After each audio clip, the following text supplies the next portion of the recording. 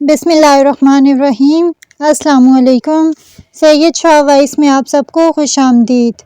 حضرت سیدنا حامد بن یحییٰ بن سلیم رحمۃ اللہ علیہ فرماتے ہیں کہ مکہ مکرمہ میں ہمارے ساتھ ایک خراسانی شخص رہتا تھا جس کے پاس امانتیں رکھوائی جاتی اور وہ واپس بھی کر دیتا تھا۔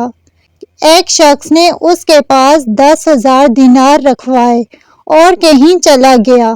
اسی دوران اس خراسانی کا وقت وفات آ گیا، مگر اس نے اپنی اولاد میں سے کسی کو اس کا اہل نہ سمجھا کہ امانت ان کے سپرد کی جائے، چنانچہ اس نے امانت اپنے گھر میں ایک جگہ دفن کر دی اور فوت ہو گیا۔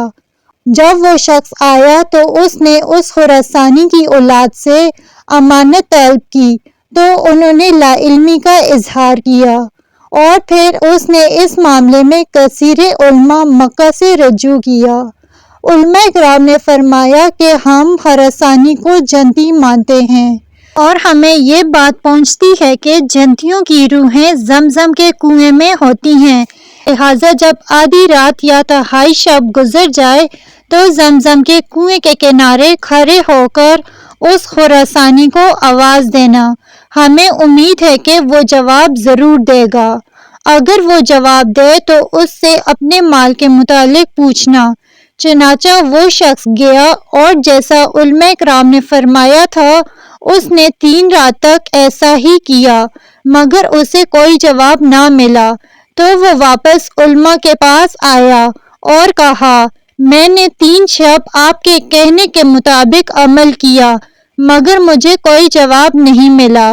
علماء کرام نے انا للہ و انا الیہ راجعون پڑھا اور فرمایا، ہمارا خیال ہے وہ دوزخی ہے، لہٰذا تم یمن چلے جاؤ، وہاں برہوت نامی ایک وادی ہے اور اس میں برہوت نامی ایک کنواں بھی ہے جس میں دوزخیوں کی روحیں جمع ہوتی ہیں، رات کے اسی وقت تم اس کے کنارے کھڑے ہو کر اسے آواز دینا۔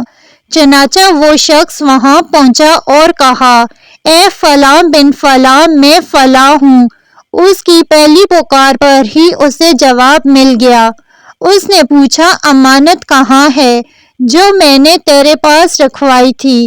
اس نے کہا، فلاں جگہ فلاں درخت کے نیچے دفن ہے۔ اس نے پوچھا، کس گناہ کے سبب تجھے بدبختوں کے مقام پر لایا گیا ہے؟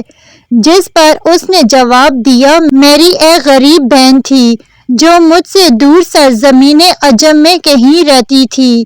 میں اس کی پرواہ کیے بغیر مکہ مکرمہ میں اللہ کی عبادت کرنے لگا، نہ مجھے بہن کی فکر ہوئی اور نہ ہی میں نے کسی سے اس کے بارے میں پوچھا۔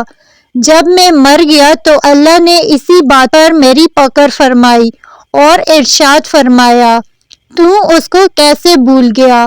اس کے پاس کپڑے نہیں تھے اور تو کپڑے پہنے زندگی گزارتا رہا، وہ بھوکی رہتی اور تو پیٹ بھر کر کھانا کھاتا، وہ پیاسی رہتی اور تو خوب پی کر سیراب ہوتا۔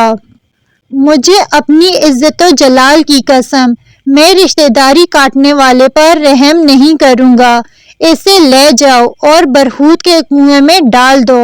پس حضرت ملک الموت علیہ السلام نے مجھے اس کنویں میں ڈال دیا، اب مجھے عذاب دیا جا رہا ہے۔ اے میرے بھائی، تم میری بہن کے پاس جا کر اس سے میرے لیے معافی کی درخواست کرو اور اس عذاب سے میرے چھٹکارے کی کوئی صورت نکالو، ہو سکتا ہے اللہ مجھ پر رحم فرما دے، کیونکہ اس کے ہاں رشتہ داری کاٹنے کے علاوہ میرا کوئی گناہ نہیں۔ اس شخص کا بیان ہے، میں نے اس کی بتائی ہوئی جگہ گیا اور کھودا تو وہاں سے ایک تھیلی نکلی جس میں میری امانت موجود تھی اور اسی حالت میں تھی جیسے میں نے اپنے ہاتھ سے باندھ کر دی تھی۔ میں اپنی امانت لے کر عجم کی طرف چل پڑا۔ عجم پہنچ کر لوگوں سے اس کی بہن کے متعلق معلومات حاصل کی۔ بالآخر میری اس سے ملاقات ہو گئی اور میں نے اسے اول تا آخر سارا ماجرا سنایا۔ وہ رونے لگ گئی۔ میں نے اس سے اس کے بھائی کے چھٹکارے کی بات کی تو وہ اللہ کی بارگاہ میں محتاجی کی شکایت کرنے لگی۔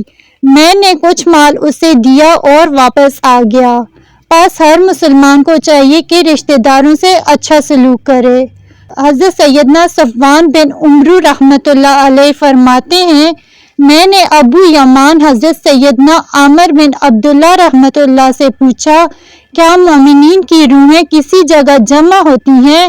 انہوں نے فرمایا، کہا جاتا ہے کہ وہ زمین جس کے متعلق فرمان باری کہ اس زمین کے وارث میرے نیک بندے ہوں گے، یہی وہ زمین ہے جس میں مومنین کی روحیں قیامت تک کے لیے جمع ہوتی ہیں۔